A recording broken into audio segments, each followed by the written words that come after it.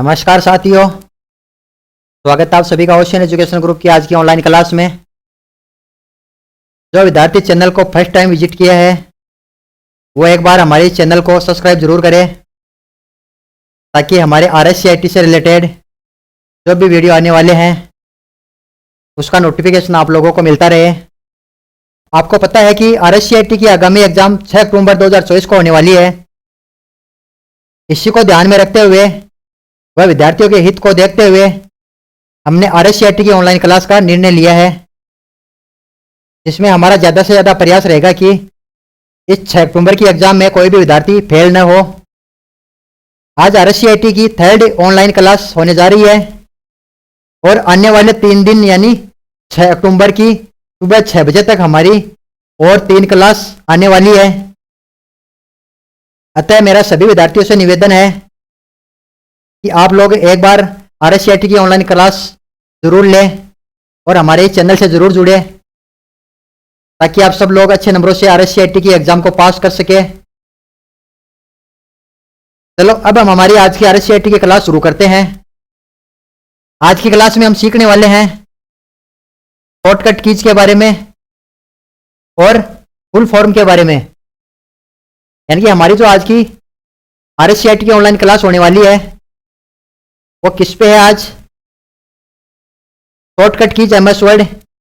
यानी कि वैसे तो शॉर्टकट की होती है वो लगभग सभी सॉफ्टवेयरों में सेम होती है, लेकिन कुछ एक शॉर्टकट की होती है जो हर एक सॉफ्टवेयर के लिए अलग होती है। तो अपन आज पढ़ने वाले हैं MS वर्ड से रिलेटेड शॉर्टकट की।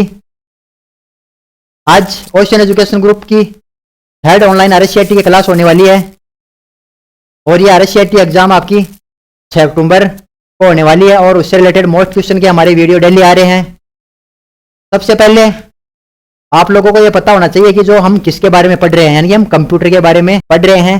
तो आप लोगों को कंप्यूटर की फुल फॉर्म आना जरूरी है। यानी कि एक कंप्यूटर की फुल फॉर्म क्या हो सकती है? जो आपका ये कंप्यूटर है इसकी तो C फॉर कॉमनली या कॉमन, O फॉर ऑपरेटिंग या operated, M for machine, U for used for, T for technology, E for education या engineering and research, R for research यानी सर्च करना किसी के बारे में।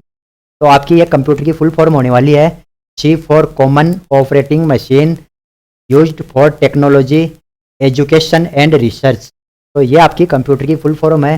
जो भी RSCIT का कोर्स कर रहा है या कंप्यूटर के बारे में कोई नॉलेज ले रहा है उसको कंप्यूटर की फुल फॉर्म आना जरूरी, क्योंकि आपको जब कंप्यूटर की फुल फॉर्म ही नहीं पता है तो आगे आप कैसे बढ़ पाओगे। तो आपको ये कंप्यूटर की फुल फॉर्म आना ज़रूरी है।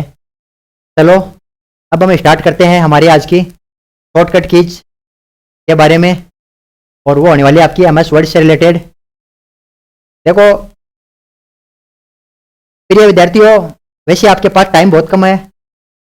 आगामी दिनों में हम एग्जाम के बाद में RSCIT की हर एक चैप्टर के बारे में विस्तार से वीडियो बनाएंगे। उसके अंदर हमारा एक्सेल, वर्ड, पावर पॉइंट और जो भी बुक से रिलेटेड चैप्टर आपके उनके बारे में विस्तार से हम चर्चा करेंगे। आज अपन शॉर्टकट कीज को ओनली पढ़ेंगे, यानी कि शॉर्टकट की का यूज कहाँ पे होता है और कैसे होता है उसके बारे में हम आज पढ़ेंगे। तो सबसे पहला आपका शॉर्टकट की आ रही है वो है Ctrl+A। यानी कि जैसे ही आप कोई भी सॉफ्टवेयर के अंदर Ctrl+A दबाते हो, कंट्रोल के साथ में A दबाते हो, तो आपका जो भी टेक्स्ट है वो पूरा सेलेक्ट होने वाला है। यानी कि पूरे पेज को एक साथ अपन सेलेक्ट कर सकते हैं। तो उसकी शॉर्टकट की आपकी Ctrl+A। फिर आ रहा है Ctrl+B टेक्स्ट को बोल्ड करने के लिए। यानी कि आपका जो टेक्स्ट लिखा हुआ है उसके अंदर कुछ लाइनें, कुछ पैराग्राफ है, उसको आप बोल्ड करना चाहते हो तो Ctrl+B दबाओ तो वो एक हाईलाइट हो जाएगा आपका अलग से। आपको बोल्ड यानी कि टेक्स्ट की साइज है वो मोटी होने वाली है। तो Ctrl+B होता है आपका बोल्ड करने के लिए। फिर आता है Ctrl+C टेक्स्ट को कॉपी करने के लिए।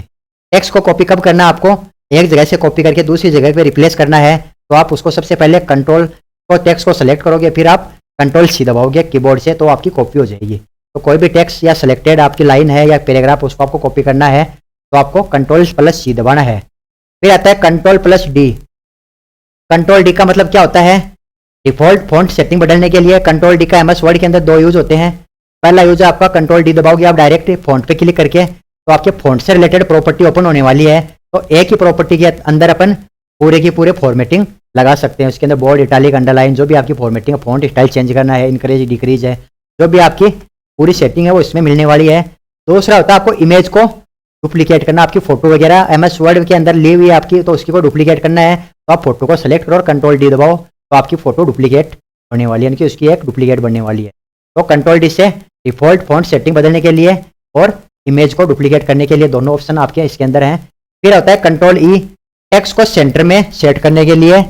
जैसे आपने कुछ पैराग्राफ लिखे तो आपका जैसे पैराग्राफ होता है वो लेफ्ट टू राइट की तरफ जाता है। जैसे अपन फर्स्ट टाइम पैराग्राफ लिखते हैं तो वो लेफ्ट टू राइट अलाइनमेंट होता है, तो उसको अपन सेंटर से लिखना चाहते हैं, सेंटर में सेट करना चाहते हैं तो Ctrl+E दबा दो तो ये टेक्स्ट का अलाइनमेंट है आपका वो सेंटर में हो जाएगा। फिर है Ctrl F दबाते हो तो आपके सामने एक प्रॉपर्टी ओपन होगी फाइंड की, यानी सर्च करने के लिए। अब आपने जो भी टेक्स्ट लिख रखा है उसके अंदर आपको पर्टिकुलर कोई एक चीज सर्च करनी है तो उस चीज को आप फाइंड के अंदर लिखो। जैसे आपने 10 पैराग्राफ बना रखे हैं 10 पेज के, उसके अंदर आपको कोई एक चीज ढूंढनी है तो उसका आप नाम तो उसका नाम आप फाइंड के अंदर सर्च कर दो। तो आपको Ctrl F दबाना है, फाइंड की आपकी प्रॉपर्टी खुलेगी, उसके अंदर आपको सर्च करना है जो भी आपको टेक्स्ट ढूंढना है। तो आपके जो भी 10 पैराग्राफ उसके अंदर आपका वो हाईलाइट होकर आपके सामने आ जाएगा। तो ये होता है आपका फाइंड यानी सर्च करना किसी चीज को। फिर होता है Ctrl+G। Ctrl G को आपको मान लो आपके पेज के अंदर आपकी जो भी फाइल है उसके अंदर 100 पेज है और आपको कौन से पेज पे जाना है और कौन सी लाइन पे जाना है, कौन से पैराग्राफ पे जाना है, तो आप यहाँ पे Ctrl G करोगे तो गो टू पेज का ऑप्शन आएगा, या आप उसके अंदर जो भी लाइन या पैराग्राफ डालोगे उतने नंबर के आप पैराग्राफ पे जाना चाहते हो या सीधे पेज पे जाना चाहते हो 100 नंबर के या 50 नंबर पे या 80 नंबर के पेज पे जाना चाहते हो, उसमें पेज नंबर डालना है और इंटर दबाना है। तो गो टू पेज यानी कि जिस पेज पे आप जाना चाहते हो उस पर आप सीधे चले जाओगे। फिर आ रहा है Ctrl+H। आपने पहले फाइंड करा शब्द को, फिर पेज नंबर पे पहुंच गए, दोनों सर्च कर लिया। अब तीसरा क्या आता है कि जो आपने शब्द ढूंढा है और कौन से कितने नंबर पेज पे ढूंढा है, अब उसकी जगह आपको दूसरा वर्ड लगाना है तो आपको रिप्लेस करना है। तो Ctrl+H का मतलब होता है रिप्लेस, वहां पे आपका रिप्लेस का ऑप्शन आएगा, उस वर्ड की जगह आपको क्या लिखना है वो आप रिप्लेस कर सकते हो। तो Ctrl+H से आपका रिप्लेस का ऑप्शन ओपन होने वाला है। Ctrl I का मतलब होता है इटैलिक करना, टेक्स्ट को थोड़ा बहुत तिरछा करना, यानी कि आपने जो भी फॉन्ट स्टाइल लिख रखी है आपको ये लगे कि मेरे को ये एक पैराग्राफ थोड़ा तिरछा करना है, इसकी स्टाइल चेंज करनी है, तो आपको कीबोर्ड से Ctrl I प्रेस करना है तो आपका तिरछा हो जाएगा। Ctrl J पैराग्राफ को जस्टिफाई करने के लिए, जैसे अपन ने Ctrl E पढ़ा था सेंटर अलाइनमेंट करने के लिए, तो यही आ रहा है Ctrl J से दोनों तरफ से अलाइनमेंट सेट करने के लिए। जैसे आपने पैराग्राफ लिखना स्टार्ट करा, उधर से तो आपका अलाइनमेंट चलेगा लेफ्ट साइड से, लेकिन राइट साइड में आपकी लाइनें छोटी बड़ी होने वाली है। तो लास्ट के अंदर आपने 10 पैराग्राफ लिखे या 10 पेज लिखे, उसके बाद में आपको Ctrl A करना है, सेलेक्ट ऑल, फिर आपको Ctrl J करना है। तो जो पैराग्राफ आपने लिखे हैं वो दोनों तरफ से आपके जस्टिफाई होने वाले हैं, यानी कि बराबर लेवल में आने वाले हैं, तो उसके लिए आप Ctrl J कर सकते हो। कंट्रोल के हाइपरलिंक इंसर्ट करने के लिए आप अपने पेज के अंदर कोई भी हाइपरलिंक बना सकते हो, कोई भी एक ही पेज के अंदर अनेक पेज ओपन कर सकते हो। आपकी इमेज है, रिज्यूम है, कोई भी आपके फोटोज है, तो उसको आप हाइपरलिंक लगाना है तो उसको आप सेलेक्ट करो अपने टेक्स्ट को और Ctrl K करो, और जो भी आपको फाइल चूज करनी है वो यहाँ पे दिखाएगी कि कौन सी फाइल आपको सेलेक्ट करनी है, उस फाइल को आप हाइपरलिंक बना सकते हो Ctrl K दबा के।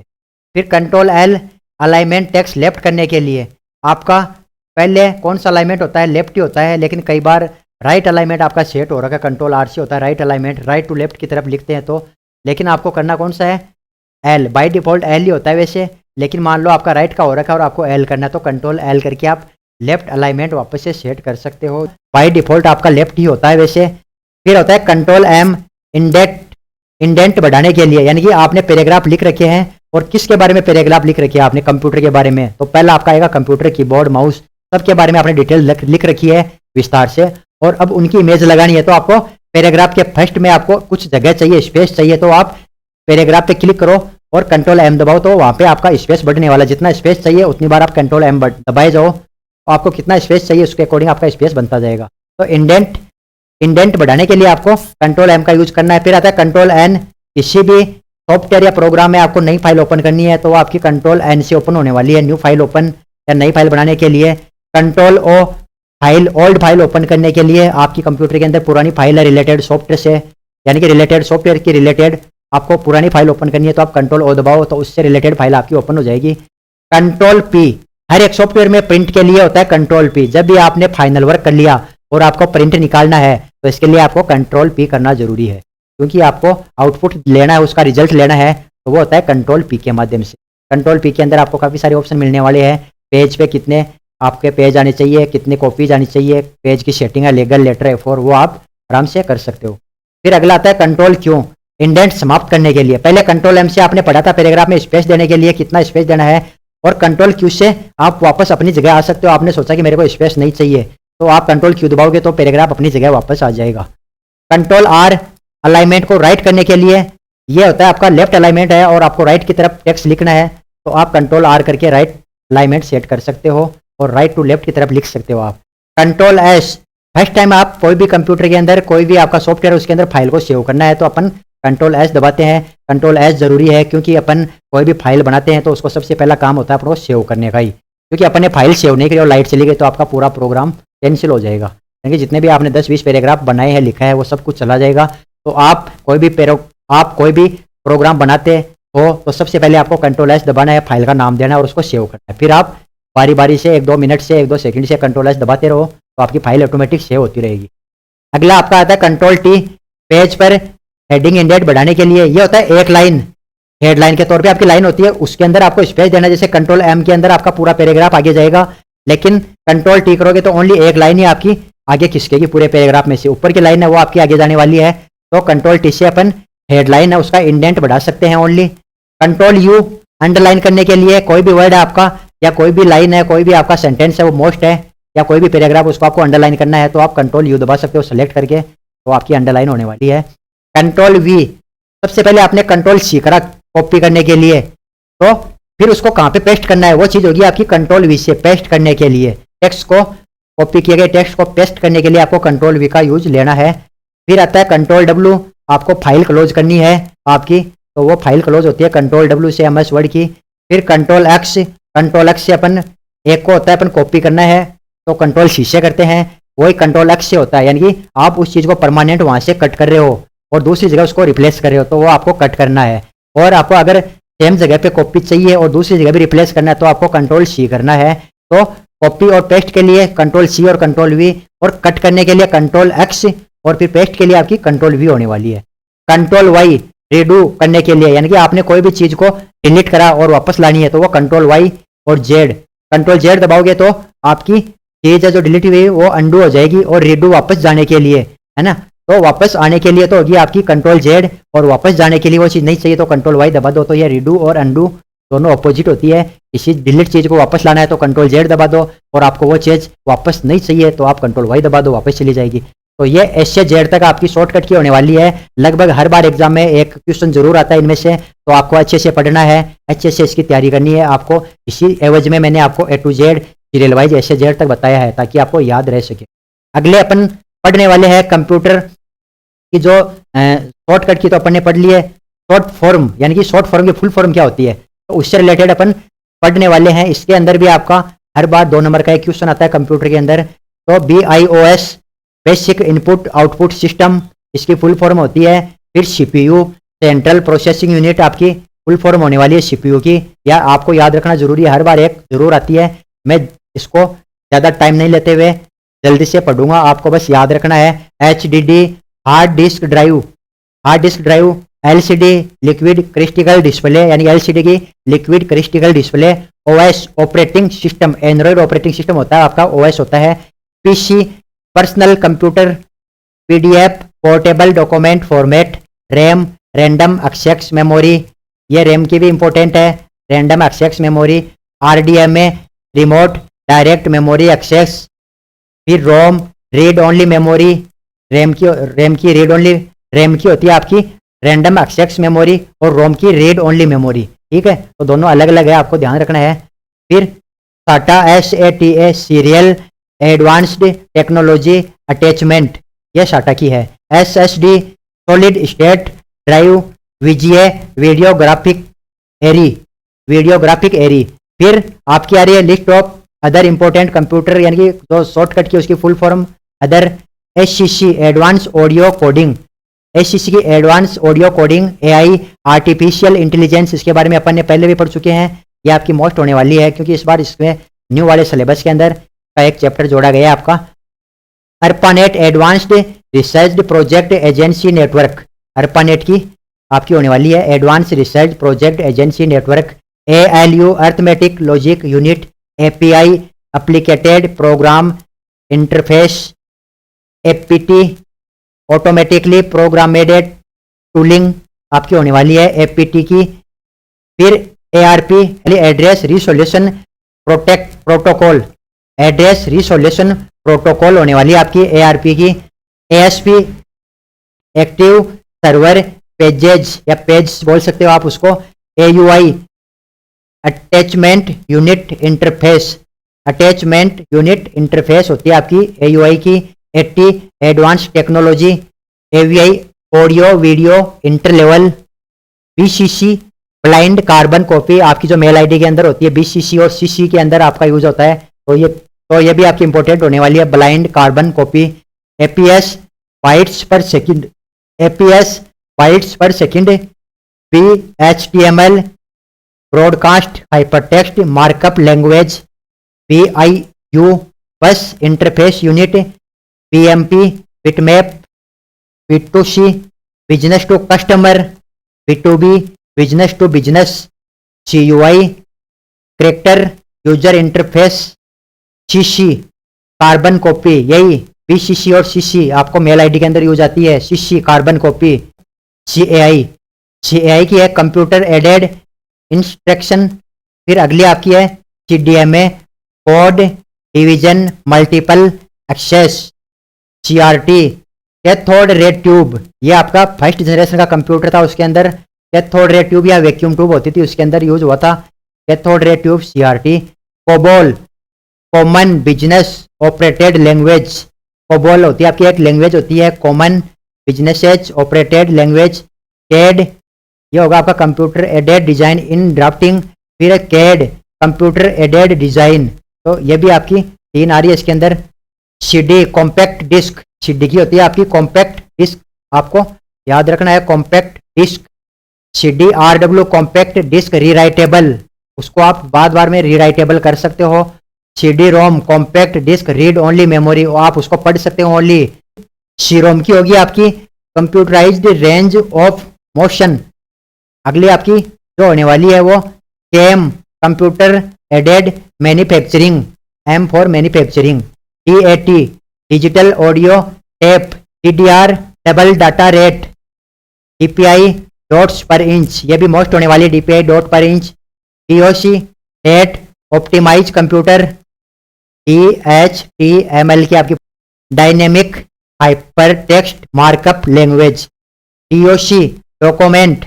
DVD की होती है digital versatile disc. DVI digital virtual interface. DDL data definition language. DRAM dynamic random access memory. DRAM की होगी आपकी dynamic random access memory. DBMS database management system. DVDR digital versatile disc recordable. DVD-RW digital versatile disc writable. DVR digital video recorder, digital video recorder. DARPANET defence advance research project agency network, यानी कि DARPANET की आपकी होगी defence advance research project agency network. इसी एवज में e commerce electronic commerce, यानी कि ई कॉमर्स होता है आपका ऑनलाइन व्यापार होता है, उसको ई कॉमर्स बोला जाता है, electronic commerce. EDI electronic data interchange. EDP electronic data processing. FS file system. FTP file transfer protocol. FDD floppy disk drive, तो ये आपकी होने वाली है। अगली आपकी फुल फॉर्म है FDC floppy disk controller. ENISC की होगी electronic numerical integrator and calculator. EDSSC की होगी electronic delay storage automatic calculator. EROM की होगी आपकी erasable read only memory. EPROM की होगी आपकी erasable programmable read only memory. EPROM electrical erasable programmable read only memory. Electronical erasable programmable read only memory आपकी होने वाली है। अगली आपकी होती है ईमेल इलेक्ट्रॉनिक मेल, यानी ईमेल को इलेक्ट्रॉनिक मेल भी बोला जाता है। अगली आपकी होने वाली है fat find automatic table. FPS forms per second forms frames per second, यानी कि आप इसको बोल सकते हो एफपीएम्स फ्रॉम्स पर सेकंड्स या forms per seconds. FM frequency modulation, FM की frequency modulation. GB gigabyte, GHz gigabyte hertz होती है आपकी वो जिफ, जो जिफ फाइल होती है आपको सेव करते हैं। ग्राफिकल इंटरचेंजेबल फॉर्मेट, यानी कि जो जिप के अंदर फॉर्मेट होता है आपको सेव करते हो तो ग्राफिकल इंटरचेंजेबल फॉर्मेट होता है, उसके अंदर भी आप जो एनिमेशन होता है वो जिप के अंदर होता है आपका छोटा मोटा animation. GDI graphical device into GPRS general packet radio service, यानी कि जनरल पैकेट रेडियो सर्विस आपकी होने वाली। जीयूआई ग्राफिकल यूजर इंटरफेस, ये भी आपकी मोस्ट होने वाली है। 3GP third generation project, 3GPP की होगी आपकी third generation partnership project. GML geography markup language, GSM global system for mobile communication. IBM international business machine, IBM की ये भी इंपॉर्टेंट है। IC इंटीग्रेटेड सर्किट, ये भी इंपॉर्टेंट है। IO input output, IOP input output processor. IPv6 internet protocol version 6, internet protocol version 6। IPv4 internet protocol version 4। IP internet protocol, ये भी आपके इंटरनेट प्रोटोकॉल होता है, IP एड्रेस होता है, इंटरनेट प्रोटोकॉल से रिलेटेड होता है। Info INFO information. HDMI high definition multimedia interface. HTTPS hypertext transfer protocol source, ये भी आपकी इंपॉर्टेंट होने वाली है, hypertext transfer protocol source. HD hard disk, ये भी इंपॉर्टेंट होने वाली है। HDD hard disk device drive, hard disk drive. IMAP internet message exchange protocol. HSDPA high speed downlink packet access, यानी हाई स्पीड से आपकी डाउनलोड स्पीड होती है, उसके बारे में है ये। ICT information communication technology, ICT information communication technology. IT information technology. Mega hertz MHZ mega hertz MHZ। MB motherboard megabyte, ये MB मदरबोर्ड मेगाबाइट होती है आपकी, या मदरबोर्ड भी बोल सकते हो आप, या मेगाबाइट भी दोनों होती है इसकी। MAN main metropolitan area network. LLL low level language, यानी कि LLL की होने वाली है आपकी low level language. KBPS kilobytes या किलोबाइट्स पर सेकंड बोल सकते हैं अपन। KBD कीबोर्ड, KBD की होती है कीबोर्ड। KB kilobyte.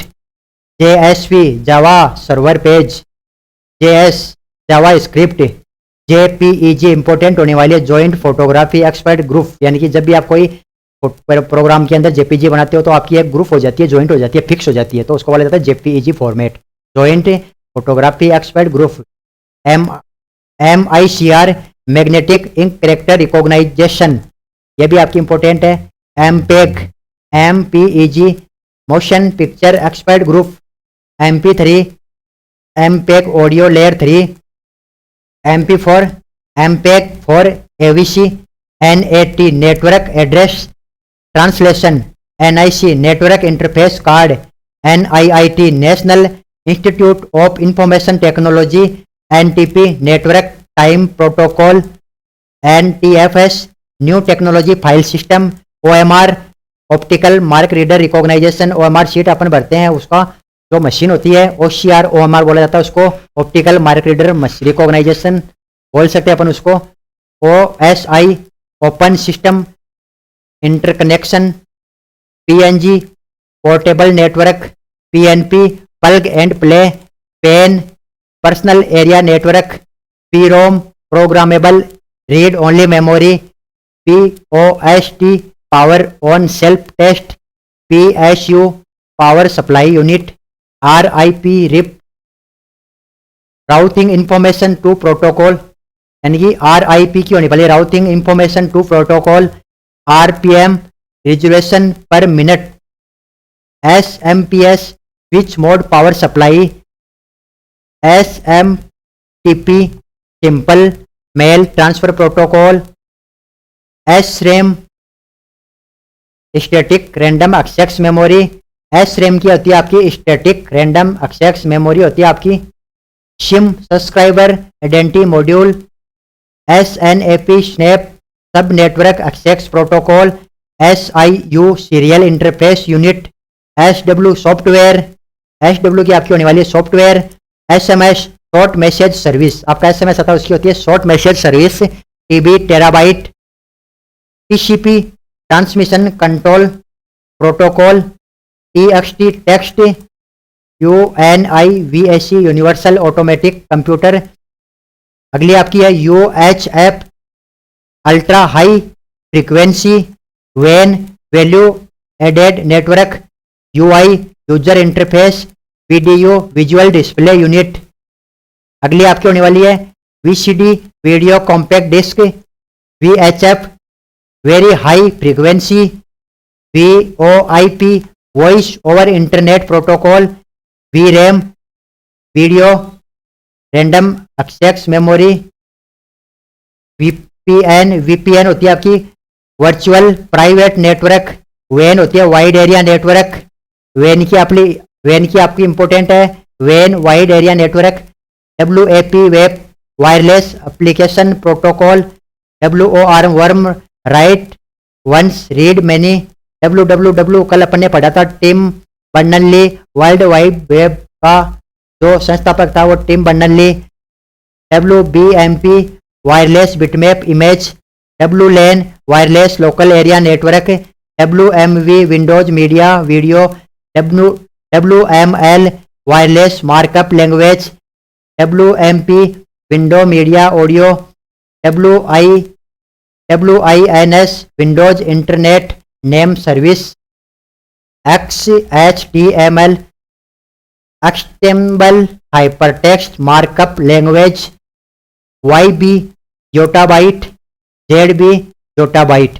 तो ये आपकी शॉर्टकट की अभी अगली और नेक्स्ट और आपकी computer short form related to internet यानी इंटरनेट एंड नेटवर्क से रिलेटेड आपकी आ रही है DNS डोमेन नेम सर्विस यानी DNS domain name service, FTP file transfer protocol, HTML hypertext markup language, HTTP hypertext transfer protocol, IP internet protocol, IP address होता है उसकी पहले भी आ चुकी है, ISP इंटरनेट सर्विस प्रोवाइडर जो आपकी कंपनी होती है वो ISP internet service provider, LAN local area network, PPP point to point protocol, SEO search engine optimization, URL अगली आपकी होने वाली है URL uniform resource locator, USB universal serial bus, VR virtual reality, VRML virtual reality markup language. तो ये आपकी short